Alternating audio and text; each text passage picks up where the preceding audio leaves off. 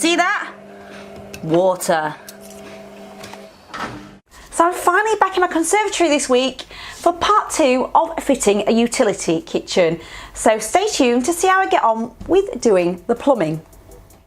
So the first thing I'm doing is turning off the water from our main kitchen in the room next door.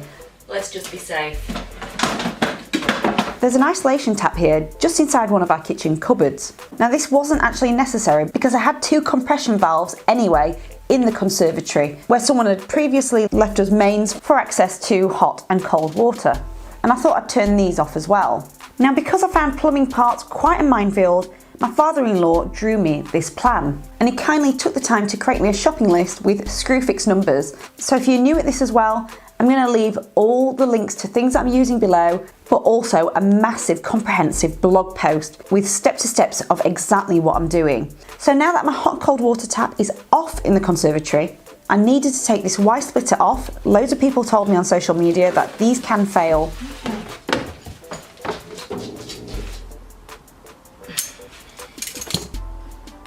And to remove this funny looking isolation tap, which most people told me it looks like a radiator tap. But I knew there was still water in these pipes, so I had to make sure I had plenty of buckets underneath to drain what was there. So all that's left now on these pipes is a compression valve with the on and off tap. But just to show you, this is what these look like in the closed position. Now I am going to be using Speedfit fittings for the majority of my plumbing, but I needed to start off with a copper piece for it to work. So I've got a Rolson pipe cutter here and a couple of pieces of a scrap 15mm copper pipe that my father-in-law gave me. So I've polished them with fine wire wool, making sure there's no scratches or anything, but I wanted a fresh clean end. I've never used this before, but it was dead easy. And then you've got to twist it in the same way the arrow is pointing. You just twist it until it pops off. Now to make sure I got rid of any burrs so it wouldn't damage the olive, I decided to use this deburring tool that I saw on YouTube, and it scrapes the outside and the inside of it using either end. But I didn't really like this. I actually thought it made it worse than what it was before. So I ended up just deburring the majority of it using some fine wire wool. I thought this was the best method. I took a tip from the YouTube channel Plumber Parts, and that was to use a jointing compound, and this one is apparently alright with drinking water. So I'm wearing gloves and applied some around the end over the olive, and then push that straight into the compression valve and tighten it up with a spanner. And it's never leaked so far, touch wood. And I did the same for the hot water below as well. So now that's done, I need to lead the water to the washing machine. So I'm starting off with this push fit elbow. And what I like about these is that they also work with copper pipes. So as long as I knew my copper ends were smooth and clean, I was good to go. And all I need to do was push it on as far as it went, and here's how you remove it. You just press in the end and remove. So I'm pushing it back on again and then tightening this end. And again, exactly the same for the hot water. So now we're going to be using some Speedfit pipe, and there's an extra wall in this, and you'll also notice these marks all along it, and they're there to be used as a cutting guide. So it's best to use these cutters, and to be honest, they're fun to use, and they give a very easy, clean and straight cut. And once I cut a piece down to size, I then used a super seal insert with every end of the pipe. You mustn't skip this, otherwise you'll get leaks. And then when you come to push the pipe into the fitting, you know it's gone in all the way when the end of the fitting is in line with one of those marks. I'm making sure all of the fittings are screwed tight. So now I've got 2 upright pipes for my hot and cold water. I need to split the water to go 2 ways. So for each pipe, I'm going to be using a Speedfit equal T fitting, and then I push down as normal until it reached that mark. Another product that I loved the idea of while I was doing research were these colour-coded collets.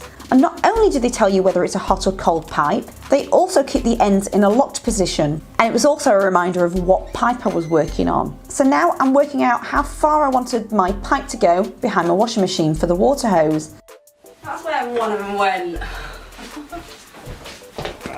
So I cut a piece for the cold water line for the washing machine hose, and placing it in my fitting, I use this Speedfit washing machine tap, and it's got a screw end on one of the sides so I can screw on my washing machine hose. The only thing next to do was to fix some clips so it wasn't dangling so much, but I'll do that towards the end. So my washing machine actually only needs cold water, so I also made sure I had access to hot water just in case. So for this fitting, I'm using a Speedfit emergency shut-off tap. So this allows me to have access to hot water later on, but turn it off for now at this tap.